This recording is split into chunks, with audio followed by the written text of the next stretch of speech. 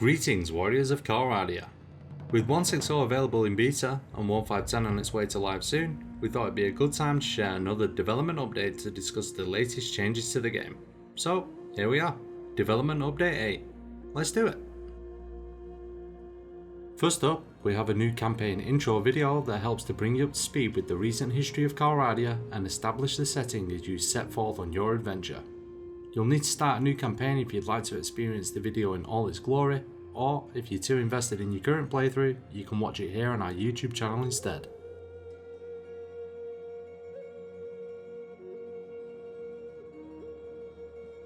If you do decide to start a new playthrough, make sure to check out the new campaign difficulty presets, which provide you with some helpful suggestions for the game's difficulty settings. Newer players may want to consider starting out with the freebooter or warrior settings, which represent easy and normal respectively, while more experienced players may wish to opt for the more difficult Bannerlord preset. These presets are accompanied by a number of additions and changes to the difficulty options that allow you to further tailor the game's difficulty to your liking.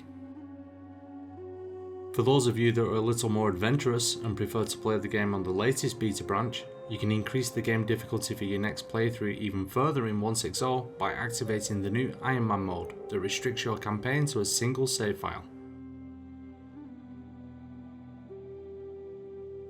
A new player character visual was added to the save load screen that helps to remove some of the burden from your memory when it comes to recalling characters from your save files, especially if you have multiple ongoing playthroughs. However, please note that you will need to load and save any existing save files for this update to take effect. Next up, we have a fairly significant change to the character progression system. This change removes the character level effect when calculating the learning rate, meaning that increasing your character level will no longer affect learning rates, giving you much more freedom and control when it comes to developing your character. A whopping 36 new settlement scenes have been added to the game, with 23 villages, 3 castles and 10 towns available for you to explore and conquer. Unfortunately, there are a few too many to showcase in this video, but you can find more info on the scenes in the 1.5.10 patch notes, which you can access from the link in the video description below. Locating raw materials is now much easier in 1.6.0, with the addition of production icons to village nameplates. The icons can be seen at any distance, meaning that you can find whatever resource you are looking for directly and conveniently on the campaign map.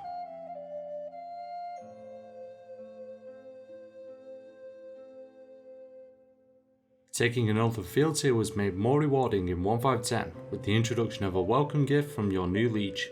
You can expect to receive special gear and elite units upon bending the knee and joining each faction for the first time.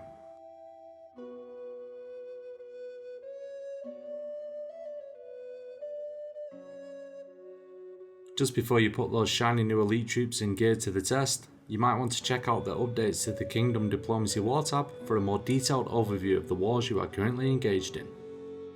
Alongside the additions and changes to the Kingdom comparison bars, a new tab has been added that allows you to see recent events from a selected conflict, giving you a better idea of how each war is progressing.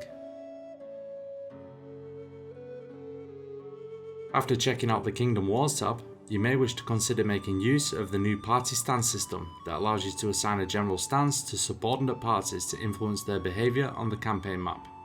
These stances are defensive, aggressive and neutral. With defensive, parties will refrain from initiating hostile actions towards enemy settlements and will tend to focus more on patrolling and seeing off any threats within their own territory. With aggressive, parties will be much more inclined to seek out confrontation and take the war to the enemy. And with neutral, parties will be left uninfluenced while making these decisions. Another 1.5.10 update that gives you much greater control over your clan parties is the addition of wage limits. This allows you to limit the wages of all your clan parties and garrisons to prevent them from over-recruiting and maintaining too many troops. If overseeing a kingdom isn't really aligning with your current goals, you can use the new Abdicate Leadership button on the kingdom screen to trigger a leadership election, freeing you up to explore other avenues, like becoming a simple blacksmith perhaps.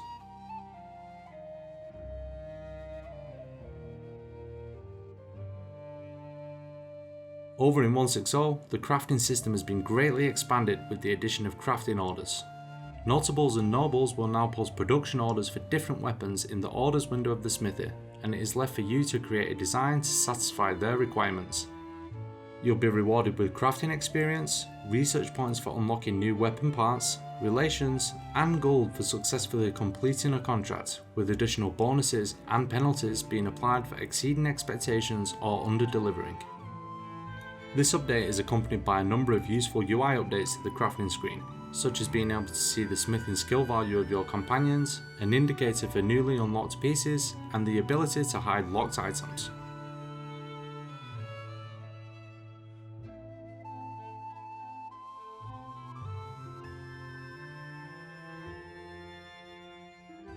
A number of new facial expressions have been added as the default idle animations for NPCs based on their traits and relations with you. From now on, you should expect to be met with warm smiles from friends, indifference from strangers, and utter contempt from enemies. We all know that one of the most important parts of the game is how your character looks, which is why 3 new battle crowns have been added in 1.6.0 for you to strike fear and awe into the hearts of your enemies through your sheer gloriousness. Or at the very least it lets them know that you're worth taking alive.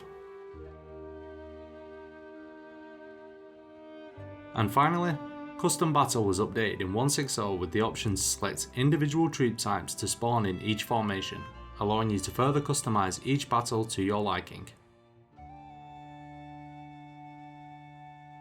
And that's about it for Development Update 8.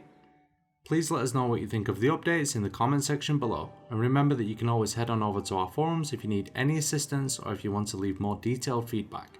A link can be found in the description below. Thanks for watching, and we hope to see you again next time.